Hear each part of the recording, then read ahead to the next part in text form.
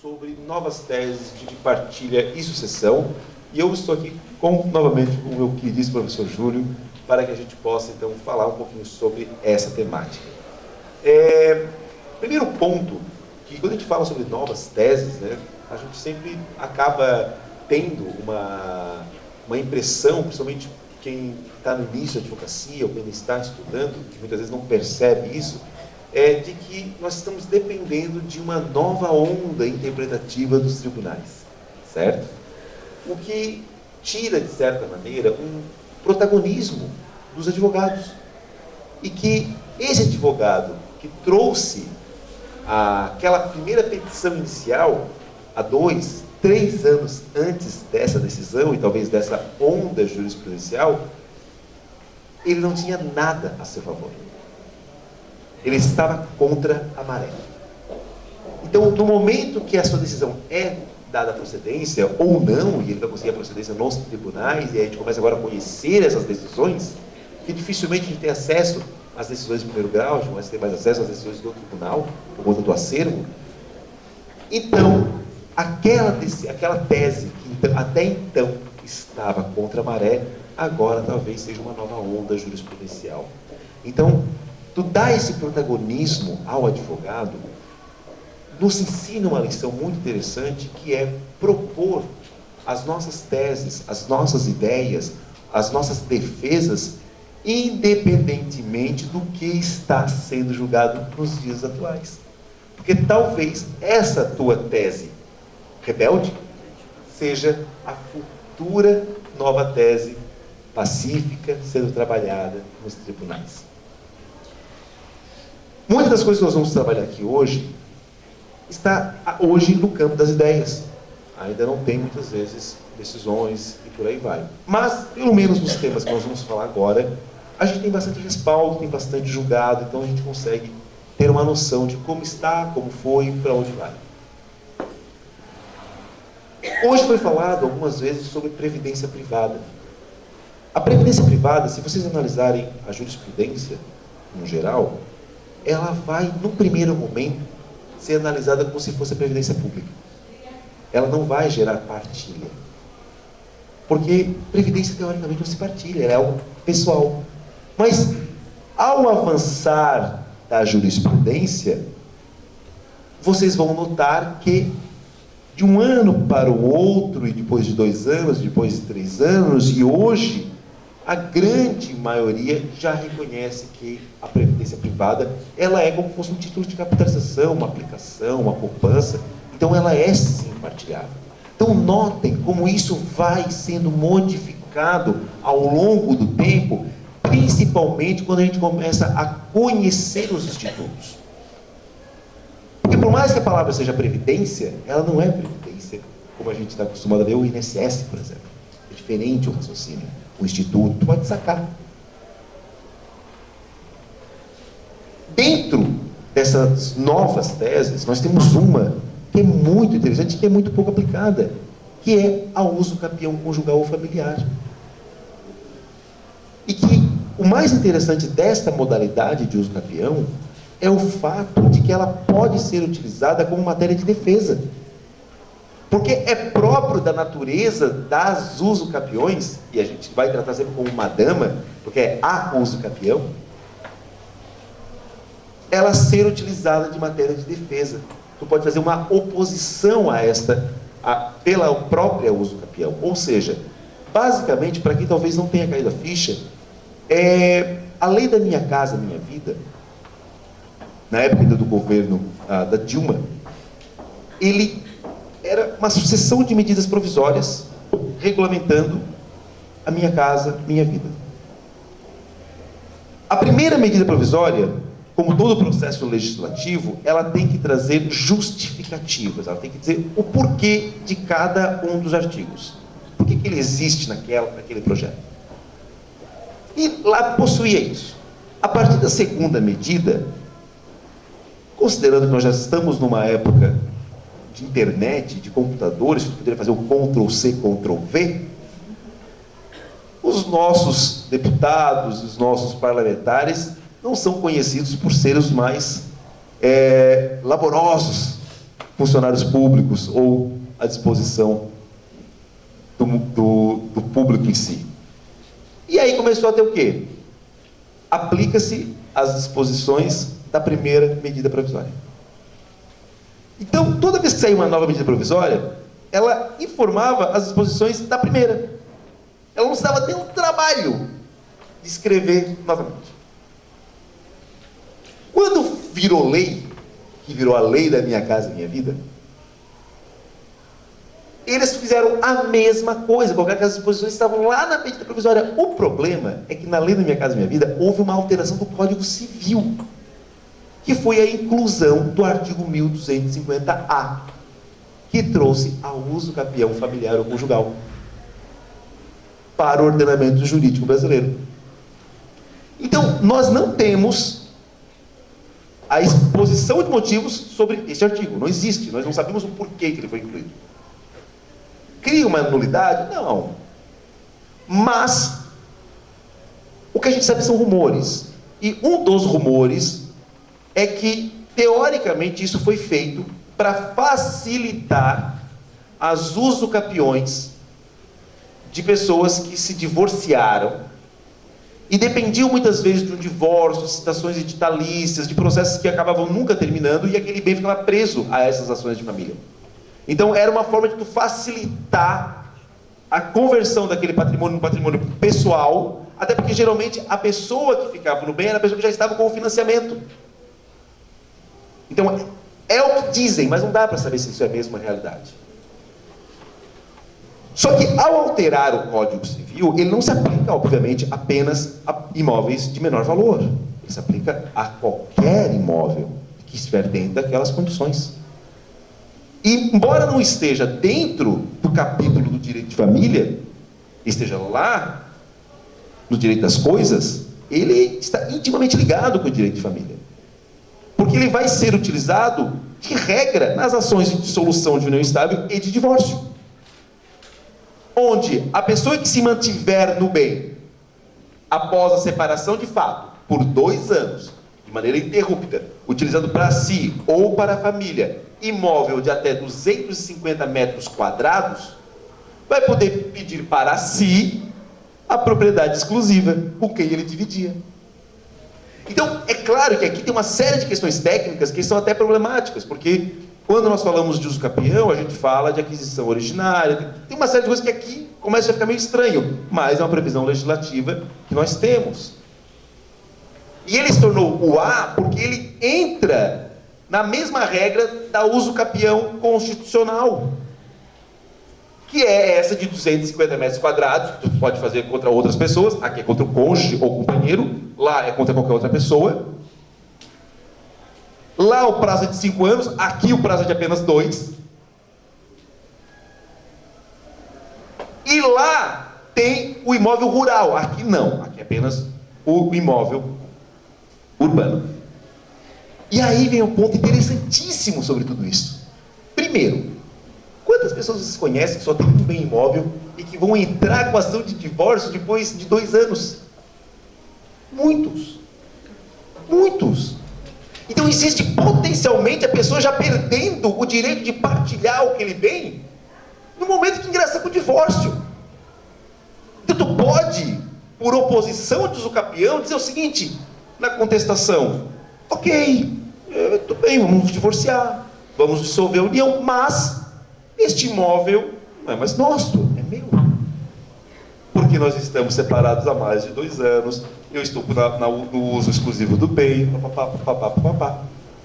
No início desse instituto, muita gente defendia a ideia de BO. Faz o BO para poder suspender o prazo. Gente, nós não estamos falando de direito de família aqui, nós estamos falando de direito das coisas. E isso é matéria pacífica. BO não suspende prazo de uso capião. Não suspende prazo de prescrição aquisitiva. Só se suspende prazo de prescrição aquisitiva quando tu entra com algum tipo de ação que tu discute o bem em si. Então, se tu não quer que aconteça essa punição, digamos assim, de tu perder a tua meia-ação, tu vai ter que ou ingressar na ação de alimentos e falar que aquilo ali, que o uso é parte de alimentos in natura. Tu vai ter que ingressar com uma ação de cobrança de aluguel. vai ter que ingressar com o divórcio ou com a dissolução de união estável, tem que fazer alguma coisa. Dentro desses 2 anos, fazer boletim de ocorrência, sinal de fumaça, e-mail, não é. Não vai suspender o prazo aquisitivo. E aí vem o ponto. Nós moramos em Florianópolis. Imóveis de luxo aqui na Beira-Mar Norte, poucos têm mais do que 250 metros quadrados. Vai pegar um imóvel de 150 metros quadrados, que já é um imóvel grande, valendo 2 milhões. E a pessoa vai perder metade do patrimônio, porque passa a ser o único patrimônio do casal. Então o impacto deste artigo no direito de família é muito grande. Certo? E mais, ao falarmos dessa seara, nós temos que também puxar outros assuntos que são muito interessantes também, inclusive o Tribunal de Santa Catarina, ele é protagonista nesse aspecto, ao reconhecer o direito de uso capião nas outras modalidades em relação aos cônjuges. Por quê? Porque os prazos prescricionais que não correm entre cônjuges é durante o casamento, não após a separação de fato. E o Tribunal de Santa Catarina foi um dos primeiros a tomar uma decisão, dizendo o seguinte: a pessoa levou quase 20 anos para ingressar com a ação de divórcio. A gente sabe que os prazos hoje passam 10 anos, tu já tens a uso capião extraordinária, já tens a possibilidade, porque ela é de 15, basta tu usar o bem e cai para 10. E ela é extraordinária porque tu não precisa justificar mais nada, porque ela é extraordinária. Ela não exige boa-fé, ela não exige justo título. Então o nosso tribunal reconheceu que aquela mulher que se manteve no bem, no caso da família, não era o único bem, então por isso nem se aplicaria essa regra do 1250A. Tinha uma composição, tinha carros, tinha outros bens, tinha outros terrenos, mas ela se manteve na posse de todos eles. O marido foi para a Bahia dançar caraô com o novo amor da vida. Depois de 20 anos, resolveu partilhar. O nosso tribunal falou: não, está certa. Na contestação, ela falou que não tinha como partilhar algo que ela já é dela, que ela já adquiriu via uso capião. Ah, mas ela não entrou com a ação. Não precisa. A uso capião é uma prescrição aquisitiva. Tu cumpriu as regras, é teu. E voltando no artigo 1250A, olha que interessante, que aí é mais legal ainda o negócio. Por ser o artigo 1250A, estando vinculado ao artigo 1250, por estar vinculado à ideia da uso capião constitucional, ela está vinculada ao Estatuto das Cidades. As regras do Estatuto das Cidades se aplicam aqui. Ou seja, o artigo 13 ou 11, agora não me lembro, do Estatuto da Cidade, vai dizer o seguinte: que qualquer decisão que declare o direito, ela é passível de escrituração. Por quê? Porque as outras modalidades de uso capião, elas têm duas naturezas. Elas têm uma natureza declaratória e uma natureza demarcatória. Por isso que tu tens que citar confrontantes. Por isso que tu tens que trazer mapa. Porque tu tem que demarcar e tem que declarar que agora é teu. Os imóveis dentro da cidade, de até 250 metros quadrados, se presume que ele já tem pelo menos escritura. E, portanto, não tem a natureza demarcatória. Só a natureza declaratória. Por isso que esta modalidade de uso capião basta declarar. Entenderam por quê que é tão mais simples? Então, se tu está discutindo uma reintegração de posse, e na reintegração de posse tu fala: não, eu não vou sair da posse por oposição de uso capião, porque este imóvel é meu, só não ingressei com uso capião ainda, ou ainda não foi julgado, mas esse imóvel é meu. Dentro do processo de reintegração de posse, o juiz pode reconhecer o teu direito, falar: realmente, tu não vai perder a posse desse bem, mas tu vai ter que entrar com ação de uso capião igual, para tu poder ter a escrituração do bem, ter o bem no teu nome. Quando nós falamos de Estatuto da Cidade, de imóvel até 250 metros quadrados, artigo 1250, nenhum há, já na época de 1250, esta mesma decisão de reintegração de posse era passível de escrituração. Ou seja, a sentença do divórcio, a sentença da dissolução de união estável, que reconhece isso, já permite também a escrituração. É claro que por se tratar de matéria nova, ainda é nova, mesmo que já tenha um bom par de década, ela... Década não, acho que faz que 18 anos, eu acho. Agora não tenho certeza. Essa matéria ainda gera certa controvérsia nos tribunais. Ainda se vê alguns juízes pedindo, por exemplo, que se ingresse formação de usucapião. Entende? O que gera até um problema para esse tipo de processo, porque vai ter que discutir meação, vai ter que discutir copropriedade, decorrente do casamento, da união estável. E tu vai fazer isso na vara civil, onde tu vai discutir o usucapião, fica uma coisa meio capenga, fica uma coisa meio estranha. Sabe? Tanto que eu dei um processo desse no Rio de Janeiro e ficou uma loucura, porque eu tive que atender lá o juiz, para não ter que agravar e tudo mais, que demoraria mais tempo, e no final até que foi uma decisão acertada, mas ficou uma coisa estranhíssima de se olhar.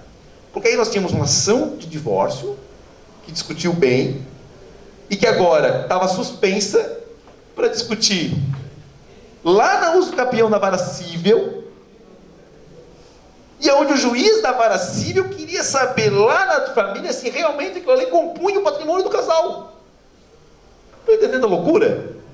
Quando era muito mais simples, o juiz da família assumir tudo isso, discutir, declarar, e aí a sentença dele seria passiva de escrituração, conforme o Estatuto da Cidade prevê.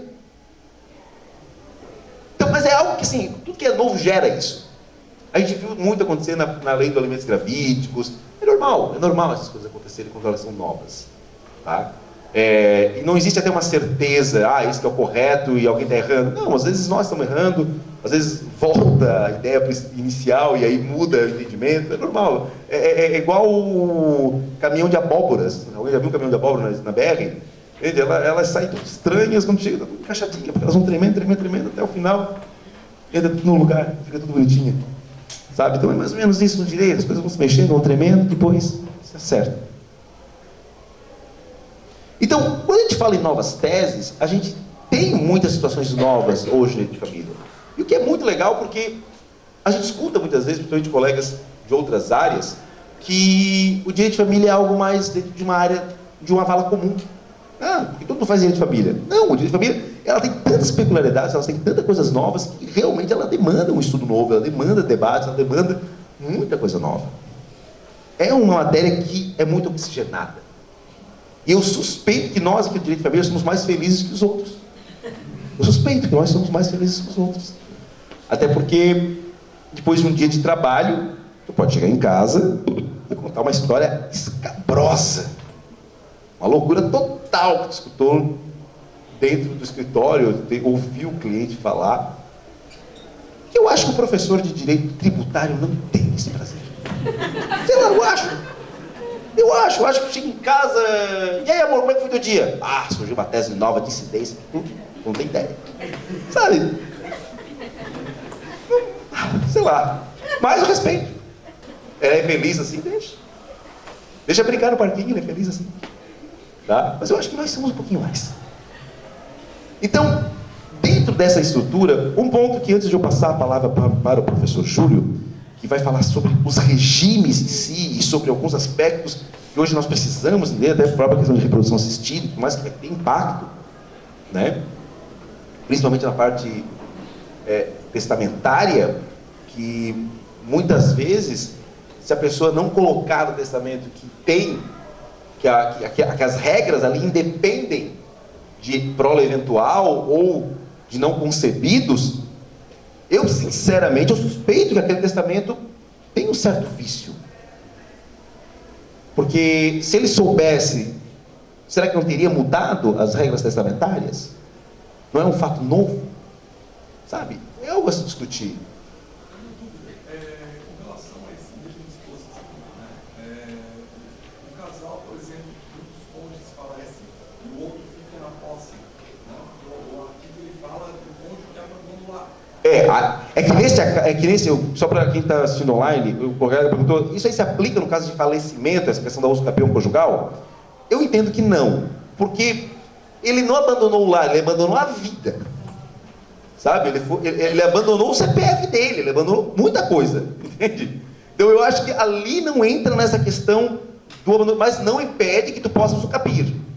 Se os outros herdeiros, porque nós temos decisões, várias inclusive no Brasil inteiro, que é possível sim usufruir cota parte de herdeiro. Então, por exemplo, papai e mamãe morreram, um está morando no imóvel já há 15 anos, ninguém fez o inventário, bem normal, na verdade, bem normal. Aquele que se manteve no bem, que pode provar o animus domini, que talvez desnature eventual comodato, ele vai usufruir a cota dos irmãos, que dormiram, não fizeram inventário, não fizeram nada, saíram morando lá, é bem comum. Então, neste caso até poderia, cônjuge, usufruir a cota dos filhos, claro que se for menor, aí a coisa é um pouco diferente, mas é possível. Agora, esta regra me parece que não, porque tu tem que ter a figura do abandono do lar. Só que esse abandono do lar é que é um ponto-chave. Nós não podemos confundir o abandono previsto do Código de 16, até porque uma das regras do direito é que o direito não retroage, sabe? O direito avança, o direito ele se oxigena e ele tem que avançar dentro dos seus próprios institutos, né? Ele não pode ficar dando passos atrás. Então, teórica, se tu quiser falar que esse abandono é aquele abandono de 16, tu vai ter que discutir culpa. Então, por isso que a gente não pode trabalhar com esse tipo de conceito de abandono. E mais, nós temos que entender que ele está localizado no Código Civil, não no direito de família. Ele está localizado no direito das coisas. E no direito das coisas existe uma palavra de abandono bem comum, bem recorrente, que é o abandono da coisa em si. Quando se fala do abandono do lar, é porque aquele imóvel era o lar conjugal. Mas ali é o abandono da coisa, porque para você perder o imóvel para uso capião, tu tem que abandonar. Tu tem que abandonar, é elemento indissociável da uso capião. Porque tu tem que abandonar para que a outra pessoa se aposse com animus domini e possa usufruir. Tanto que, se tu alugar, mas não está morando, mas tu abandonou? Não. Porque tu está tendo uma posse indireta. E é previsão doutrinária clássica. Tem a posse direta e a posse indireta. O próprio comodato é uma posse indireta. Então, tu tem que ter o elemento abandono. Essa palavra é porque ela cria um ruído para nós no direito de família. Mas essa palavra, ela tem que ser falada. Tem que falar, não, ele abandonou o lar conjugal, abandonou o imóvel em si. Sem necessariamente discutir culpa. Tá? Então, dentro dessa estrutura toda, que o professor vai falar, e aí entra, como eu falei para vocês, a questão do testamento, que me parece que existe talvez algum vício, eu gostaria de só arrematar um tema que envolve a questão do direito de empresa, para fechar o que nós conversamos hoje mais cedo. No direito de empresa, os cônjuges e os companheiros, eles não podem ser sócios da cota do cônjuge ou do companheiro, que é o sócio. Não podem. Por regra do próprio direito de empresa. Por conta do affectio societatis. Tu é sócio de que tu gosta, ou pelo menos do que tu quis. Porque talvez tu já deixou de gostar. Tá? Mas tu tem que ser sócio da pessoa que tu optou por ser sócio. Tu não pode ser sócio de alguém que caiu de paraquedas.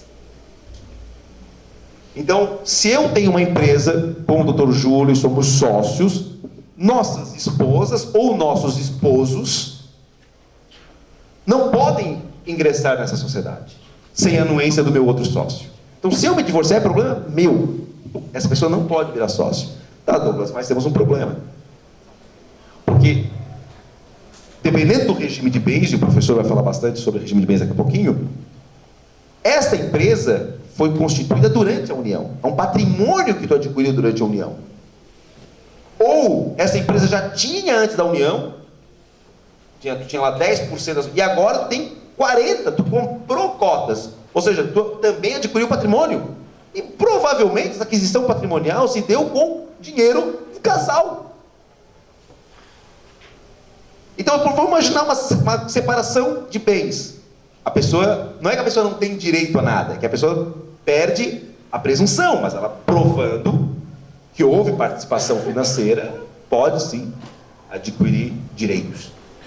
comunhão parcial já se presume, né? Não precisa provar. Inverte, o que tem que provar agora, e a lei foi para uso exclusivo, foi para uso de ilícitos, coisas dessa natureza. Então, esta minha cônjuge, ou o meu cônjuge, que está separando de mim, não vai ser sócio do professor Júlio na nossa empresa. Não vai, não vai. Nós temos várias decisões nesse sentido, até algumas mudam isso, mas depois são destruídas por conta da ideia do Instituto em si. Tá, Douglas, mas então não tem direito? Tem. As mesmas decisões que dizem que não tem direito, elas reconhecem a chamada subsociedade. Tu é sócio do sócio. Tu é sócio daquele sócio. Tu não entra na sociedade, mas tu tens ali um direito. Tu tens um direito ali. Um direito que vai ser indenizatório. Um direito que talvez tu vai compensar nos outros bens do casal. E aqui entra uma coisa muito legal para nós do direito de família, que é o seguinte: se a minha esposa tem direito, não tem direito a ser sócia da empresa com mim e Dr. Júlio, mas ela tem o direito, de alguma maneira, a isso, porque ela é minha sócia, né? Como é que ela faz? Como é que ela maneja esses direitos dela? E aí a jurisprudência ela é muito inteligente nesse aspecto. Primeiro, ela dá legitimidade a esta pessoa, a esse terceiro, que é um terceiro, a quebrar sigilo, a intervir na empresa, fazer apurações como se eu, sócio, quisesse fazer para sair da sociedade, para saber quanto que vale essas minhas cotas.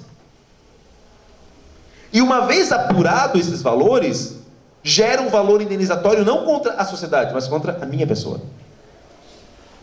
Então, descobriu que esse 50% que eu adquiri após a união equivale a R$1 milhão.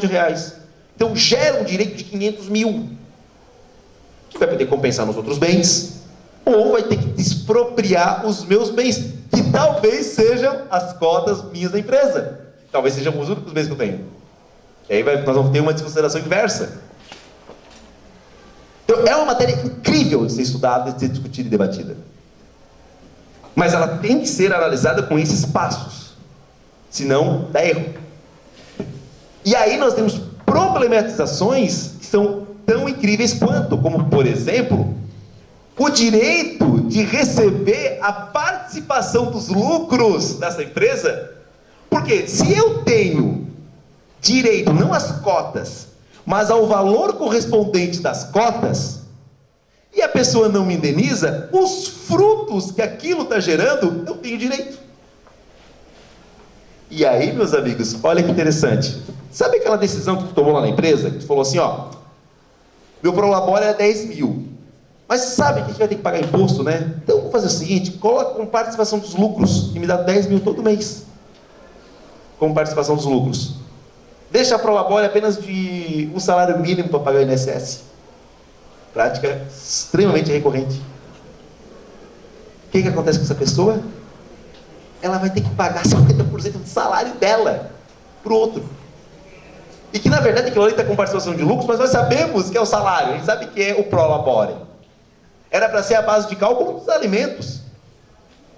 Mas resolveu sonegar, provavelmente vai ter que pagar até que tu prove que focinho de porco não é tomada. Tu pagou bons meses de divisão de lucros. E agora eu vou dar mais uma problematizada na situação. Tem uma decisão do STJ, que é incrível a respeito disso, que é um mandado de segurança, onde aconteceu a seguinte situação. A mulher ingressou com ação contra o marido, pedindo tudo isso que nós conversamos agora. Participação dos lucros, tudo que ela tinha de direito. E foi dado, né, o direito de investigação da empresa, foi dado, tal. Aí o marido agravou. Chegou no tribunal, o tribunal confirmou, não, ela tem legitimidade para saber quanto vale a empresa, porque ela tem que saber qual é o valor que aquelas cotas, para ela poder buscar a indenização do marido, receber os frutos, ela tem que saber, é a única forma. E não adianta querer me mostrar o balanço, que eu não sei como é que é as empresas que vocês conhecem, mas as que eu conheço geralmente sonegam. Então, tem que quebrar sigilo bancário, tem que ir lá olhar quantos clipes tem que olhar quantas cadeiras, tudo isso. O tribunal manteve. A empresa, agora, ingressa com mandado de segurança para o STJ, dizendo: que história é essa? Eu não sou parte, não estou me divorciando de ninguém, e agora eu estou recebendo ofício aqui com quebra de sigilo fiscal, sigilo bancário. Que história é essa? O STJ manteve a decisão, exatamente por conta da legitimidade e do interesse de agir. História que gerou uma outra história, que foi o quê? Eu aprendi desde cedo que existem algumas forças da natureza, né? Água morra abaixo, fogo morra acima e mulher vingativa. Essa mesma autora, que tinha um processo que era segredo de justiça para todos, mas não para ela, em posse disso tudo, botou o processo embaixo do braço. Na época que eles botavam o processo embaixo do braço, hoje é até mais fácil, tu manda por e-mail, e foi no lugar de sigla, que geralmente não é um bom lugar, e foi lá no tal de Ministério Público da União, e só falou: vai, faz teu trabalho. Tu tinha agora sócios, todo mundo respondia com quadrilha, com um monte de coisa, porque um dos sócios resolveu dar em cima da secretária. Foi isso. Então, por isso que estamos vendo hoje contratos sociais prevendo que, se houver litígio que atinja a empresa, é causa de exclusão de sócio. Porque a legislação permite que tu possa fazer exclusão de sócios por outros motivos, não só aqueles previstos na lei. E aí, as partes combinaram isso. É basicamente o seguinte: sabe que o teu sócio está se separando, o marido ou a esposa dele está pedindo direitos em cima da empresa, talvez vai quebrar sigilos da empresa, coisa do gênero. Só olha para a pessoa e fala assim: ó, tu tens 10 dias para tu resolver o teu marido com a tua mulher.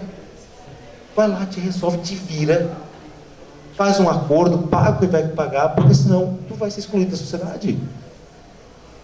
Óbvio que ninguém é excluído da sociedade sem receber nada da gente. Quando a gente fala excluído da sociedade, dá a impressão que a pessoa vai embora, uma mão na frente. Não, mas é feita a apuração, já fez. Tem pessoas que ficam muito bem saindo de uma empresa no momento certo. Tá? Então, tem essas questões. Mas pode ser sem causa. Então, esses são temas que a gente tem que vislumbrar hoje como temas do direito de família, que estão extremamente ligados com várias outras áreas. Acabamos de falar o que é aqui: direito das coisas, responsabilidade civil, direito de empresa, direito tributário. Olha só. Então, nós estamos, assim, vivendo um momento muito interessante do direito de família. Mas tudo isso, a gente precisa ter uma noção muito profunda e muito clara dos regimes de bens, dos limites e de como isso está hoje. E é por isso que temos aqui um mestre para falar sobre isso, que é o professor Júlio. Passo a palavra para ele.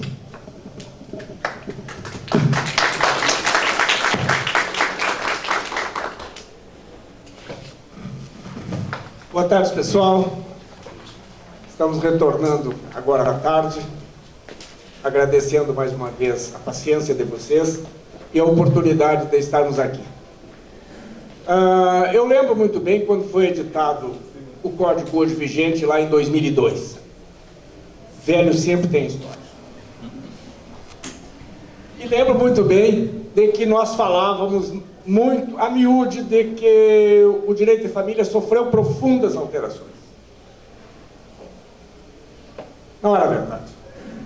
O que fez o grupo de trabalho que pegou o Código Civil, que foi encaminhado na década de 60 para o Congresso Nacional e lá dormiu por mais de 20 anos? E tinha um ano para fazer uma remodelação do Código Civil. O que ele fez? Ele sistematizou, e muito bem, toda a matéria relativamente ao direito de família. Pegou o Código de 16, as alterações que se fizeram ao longo da história, porque o direito sempre vem a reboque das alterações sociais. A sociedade que promove as alterações e o direito corre sempre atrás. Então, sistematizaram o que estava em vigor. Entretanto, no campo do direito das sucessões, aqui sim, as alterações foram profundas. Não no direito de família. Direito das sucessões, profundas alterações.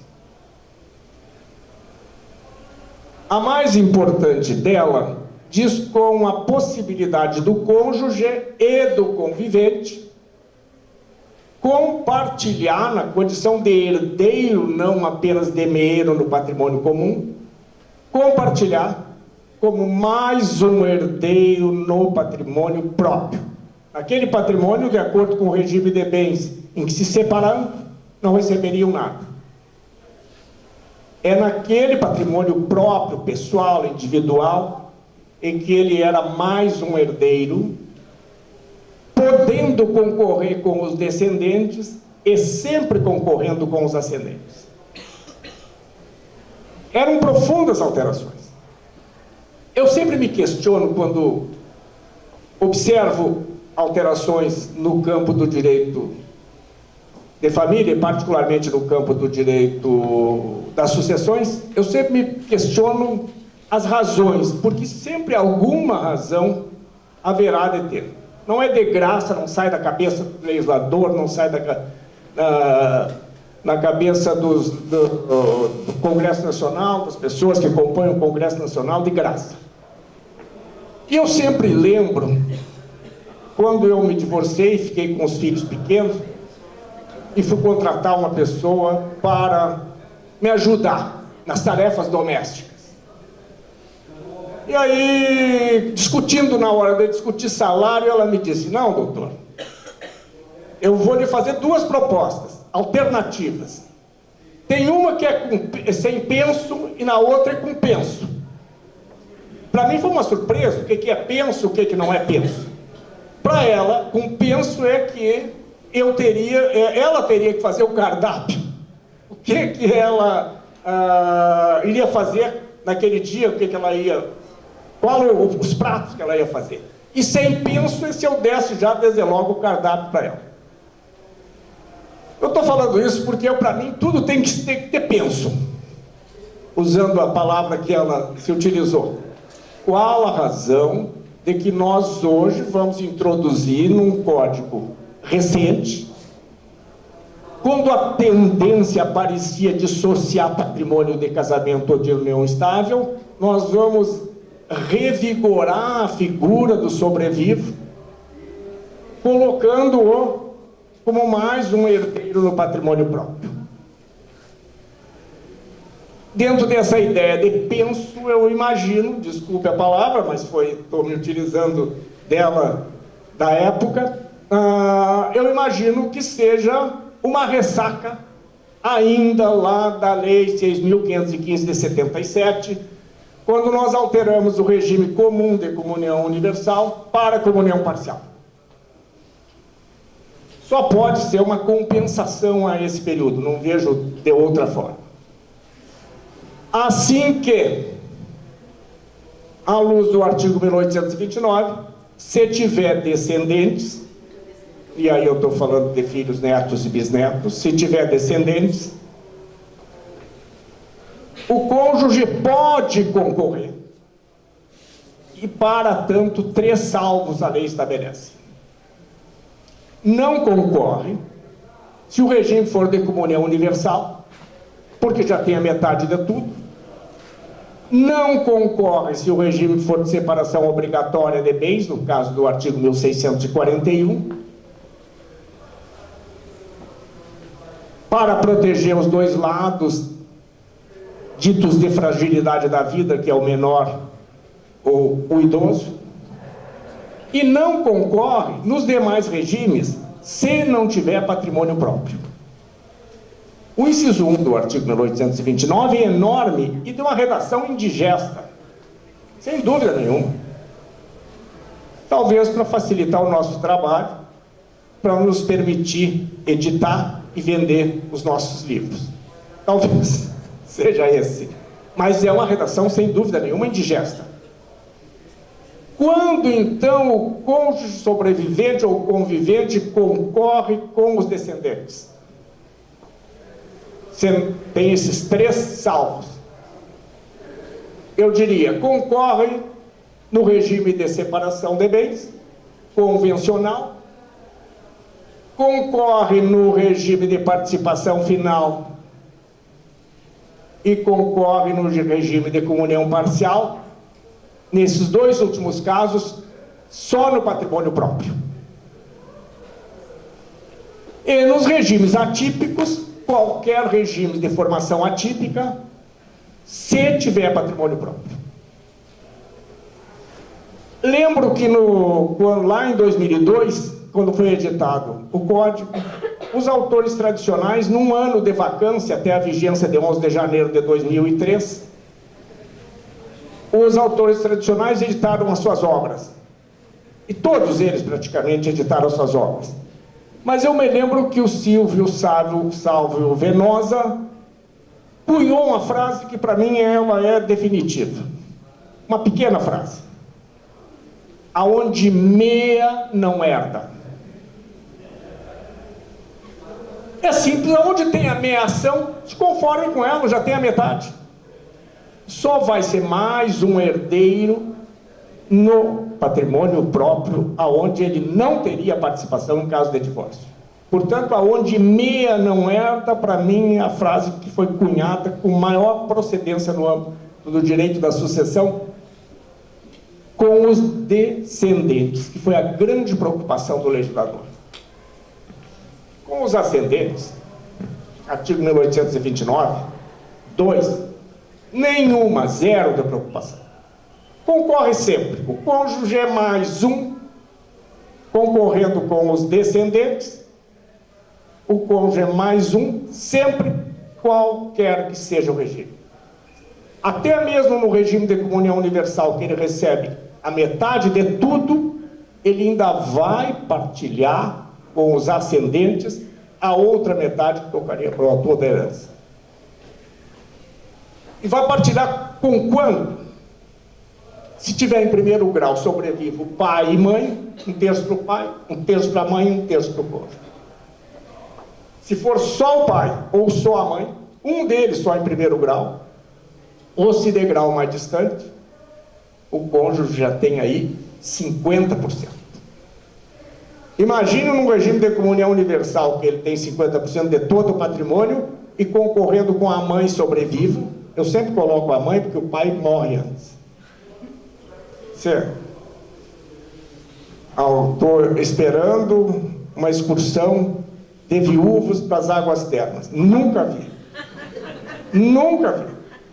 Chega o ônibus que desce aquele monte de senhoras. O homem já morreu antes. Dizem que é uma questão da proteção hormonal. Eu já busquei essa informação, mas me parece que é por aí. Ficou só a mãe.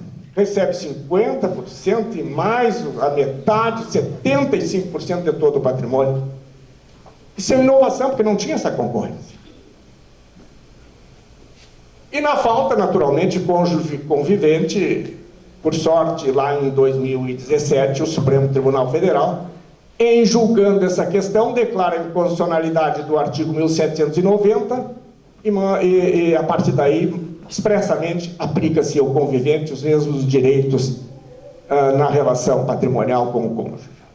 Eu acho que essa decisão do Supremo Tribunal Federal, fundada no artigo 226, parágrafo 3º da Constituição, porque tratava-se de questão constitucional, teve um viés muito mais de restabelecer um direito que já havia sido consagrado ao convivente, e quando falo de convivente, estou falando de companheiro ou companheira, independente de ser homem ou mulher.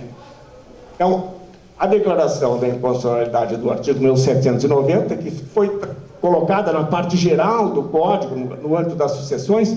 E por que na parte geral? Porque lá na década de 60, quando o Código o anteprojeto foi remetido para o Congresso, e 27 anos depois, até a edição, nesta nova roupagem, nessa atualização, se pensou em localizar o convivente e não se queria dar a ele os mesmos direitos do cônjuge. E abriu-se o artigo 1790 na parte geral, um verdadeiro absurdo, uma excrescência, porque o convivente já tinha expressamente pela legislação lá, pela Constituição, por uma legislação infraconstitucional de 1994, já tinha o direito equivalente do convivente. Portanto, os regimes de bens é que vai definir esta relação. No mais, e aí estou falando de herdeiros obrigatórios, herdeiros necessários, descendentes, ascendentes, cônjuge ou convivente, porque os colaterais são herdeiros facultativos, de maneira que ele pode dispor de toda a herança se tiver só herdeiros colaterais, por isso eles não são obrigatórios, eles são facultativos. Gostaria de fazer um pequeno parênteses para dizer que as discussões hoje que se vê nos congressos, que eu tenho a oportunidade de participar ou de acompanhar, se discute muito questão de autonomia. Ora, se a pessoa pode vender todo o patrimônio dele e ele não tem necessidade de deixar herança, por que na testamentária existe esse limite de 50%? Garantido aos herdeiros necessários. Repetidamente garantido, se nós pegarmos a combinação do artigo 1798 com 1845, 46, 50, a teoria vem sendo repetida. O que se vê nos congressos? A possibilidade...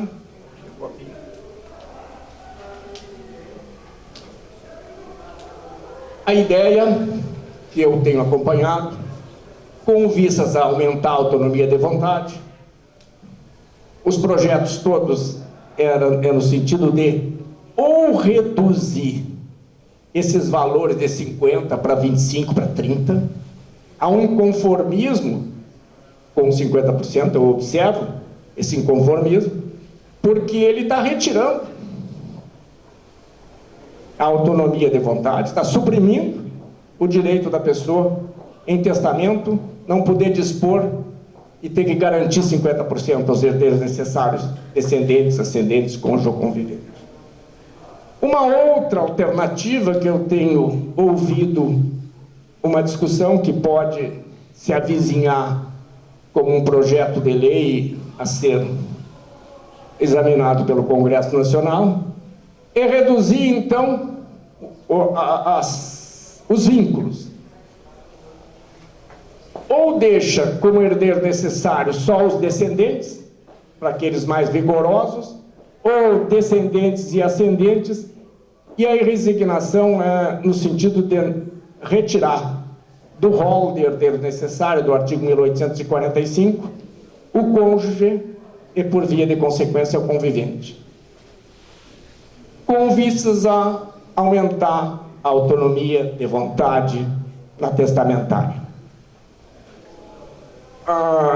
Uma outra ponto controvertido que eu gostaria de trazer à discussão é o que diz com a capacidade sucessória. Veja que o artigo 1798, em termos de capacidade sucessória, diz que as pessoas nascidas, respeitados os direitos do nascituro. Portanto, para que alguém alcance um direito no âmbito da sucessão legítima, ele tem que ter nascido antes do autor da herança, ou, no mínimo, ele já está na fase de nascituro. Se nascer com vida, ele adquire direito sucessório.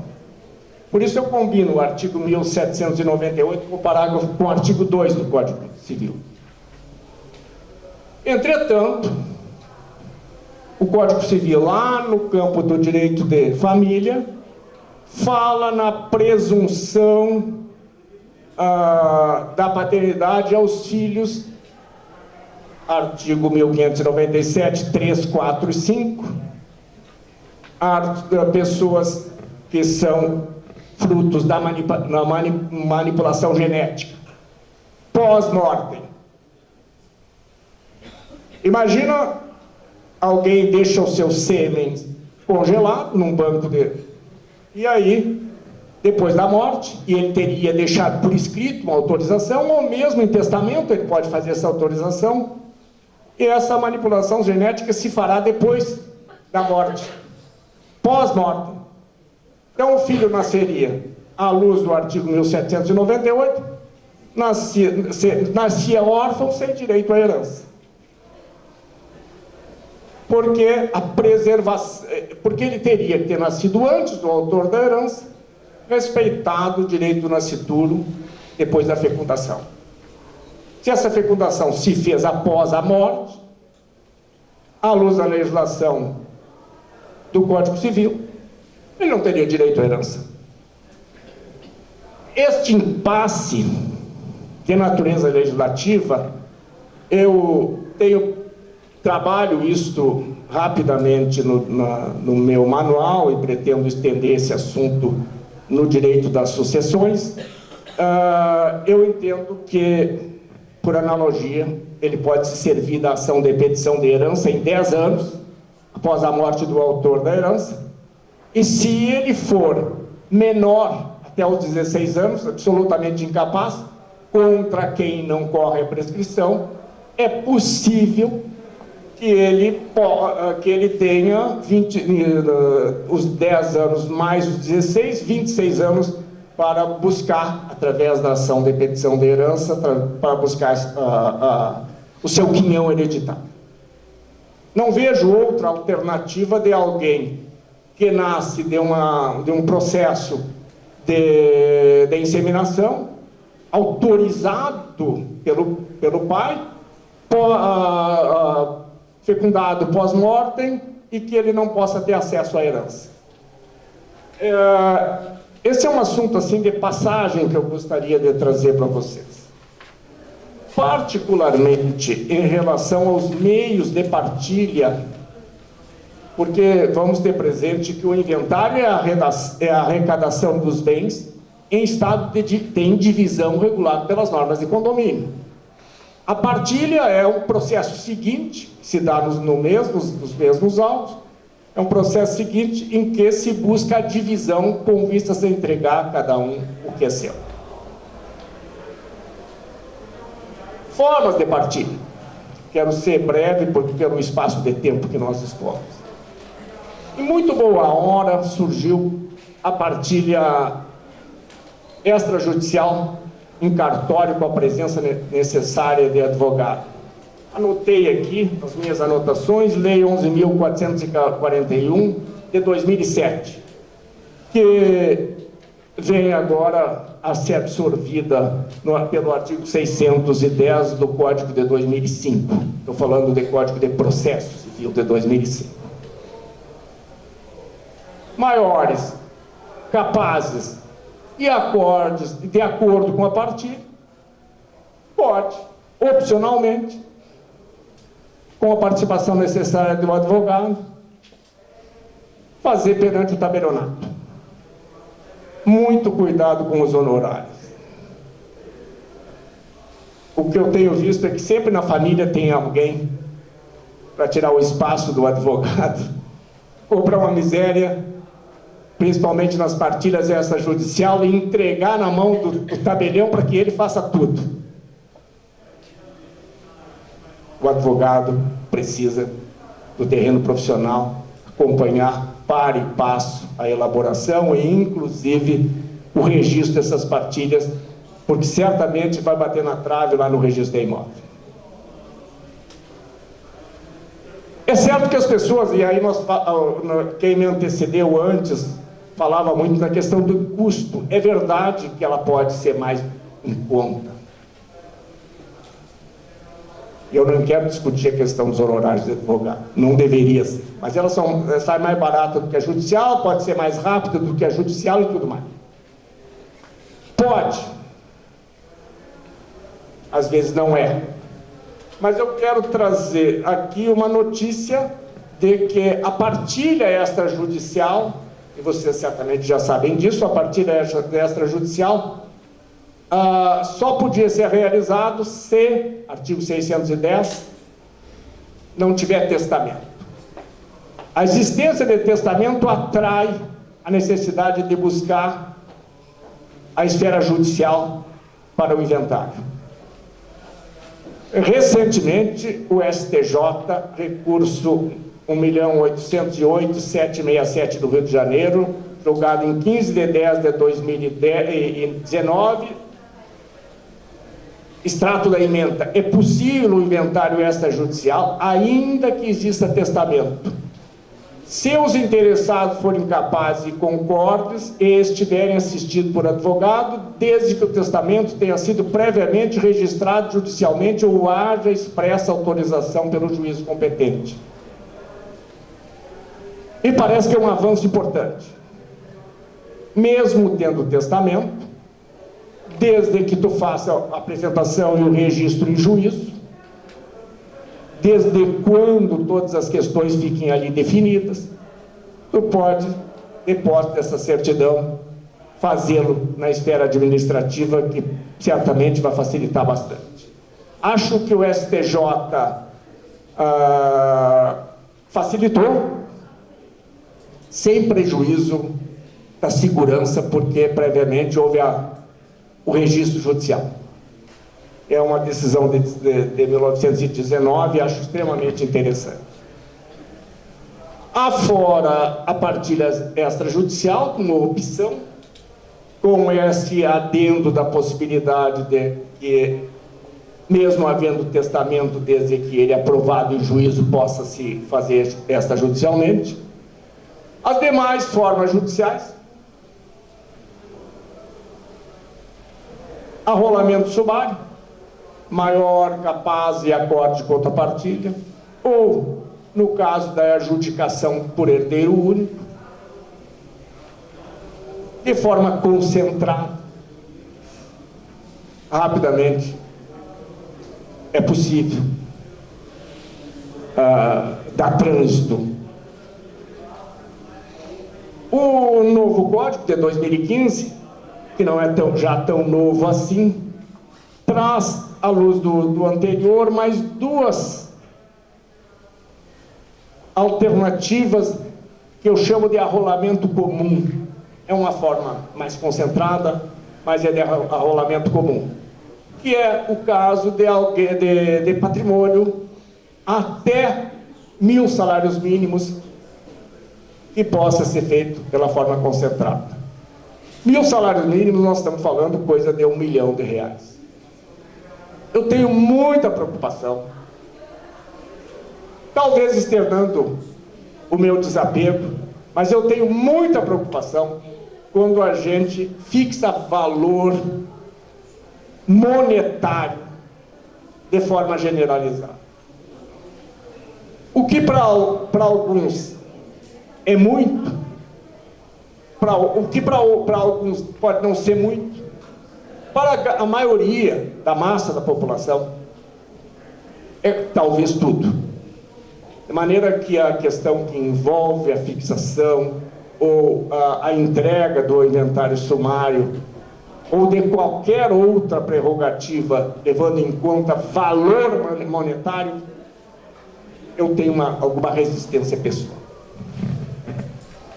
A outra alternativa também de seguirmos o inventário sob a forma de arrolamento comum é o caso de que, em sendo maior, e mesmo tendo menor, se houver acordo entre os maiores e em relação ao menor, o Ministério Público se manifeste em concordância, é possível se fazer também o inventário sob a forma de arrolamento. Tudo mais, e não sobra muito, a começar aqui, para os patrimônios superiores a R$1.100.000, eu acho que não tenho bem certeza qual é o valor do salário mínimo hoje. 1 milhão e alguma coisa. Segue o inventário por fases judiciais. Apresentação através do atestado de óbito e assim por diante, depois por fase, primeiras declarações, avaliação, dívidas, paga imposto, todas as fases. O que eu tenho sempre me preocupado é no sentido de que, quanto possível, que se evite caminhar fase a fase, significa passo a passo. Me parece adequado, se a gente puder concentrar essas fases. Eu abri um inventário, posso abrir só com a certidão de óbito.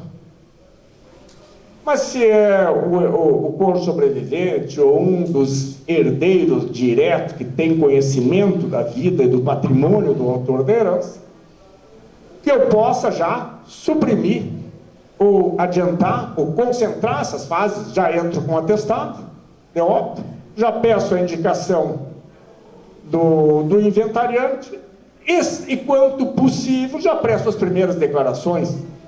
Eu já avancei sobremaneira em relação ao inventário judicial. Ainda em termos de custo, eu gostaria de chamar a atenção que talvez isto é que esteja motivando, em grande parte, a corrida ao planejamento sucessório. Por exemplo, o estado de Santa Catarina, diferente do Rio Grande do Sul, tem um sistema de tributação pesado, por faixas muito curtas. Quem tem acima de 50 mil de patrimônio, já paga 1% e assim por diante. Ali por 250 mil, nós já estamos falando em 7% de tributação. Quando eu vejo as pessoas falarem das grandes fortunas, das tributações das grandes fortunas, eu sempre digo que o estado de Santa Catarina já faz isso. Exceto que se não tiver herdeiros necessários, só os colaterais, ele já pula para 8%. Conquanto essa distinção de pular 8% com herdeiros necessários já tenha sofrido reprimenda dos judiciários, se não houver, ela está lá. Então, realmente é caro, o custo é alto. E uma outra peculiaridade própria também do estado de Santa Catarina, eu acho que São Paulo também faz isso, a lei processual determina a abertura do inventário em 60 dias. Seria um equivalente a 2 meses. E deixa que eventual multa pelo atraso da abertura do inventário seja próprio da questão fiscal. Aqui, particularmente no estado de Santa Catarina, tu paga 20% sobre o imposto se tu der início no inventário, decorrido mais de 2 meses, que é o prazo inicial para a abertura do inventário. Todas essas circunstâncias estou colocando para dizer de que o advogado é chamado sempre a atender prazos em decorrência da questão tributária. Eu fiz um pequeno esquema de forma rápida em relação à partilha, né? Para dizer que a partilha é amigável dos casos extrajudicial, maiores capazes de acordo, sem testamento, em tese, mas a possibilidade de ingressar com aprovação do testamento e depois fazer extrajudicial, ou nas formas de arrolamento maior capaz de acordo com a partilha. Judicial nos demais casos, se houver divergência ou o interesse de incapaz, e os casos de partilha em vida que estão conectados necessariamente com a questão do planejamento sucessório, que já foi objeto de trabalho da colega que me antecedeu. Nos casos de planejamento sucessório, é usual a doação, entre outros, com reserva de usufruto. Muito cuidado, porque se alguém faz a doação de todo o patrimônio com reserva de usufruto, mesmo assim, é importante ou que todos os eventuais herdeiros venham aderir, ou que ele, alguma diferença, coloque uma cláusula que ela está dentro da liberdade de dispor do seu patrimônio, respeitada a legítima dos herdeiros necessários. eu vinha dizendo que outra atenção que se tem que ter é que ninguém pode dispor de todo o seu patrimônio ficando sem meios de sobrevivência. Ou ele deixa bem suficiente para a sua própria subsistência, salvo se ele tiver meios, renda, de trabalho salariado, de aposentadoria, que lhe permitam uma vida digna, sob pena de nulidade da doação, mesmo da doação. Se tiver reserva de usufruto, já desaparece essa questão da subsistência.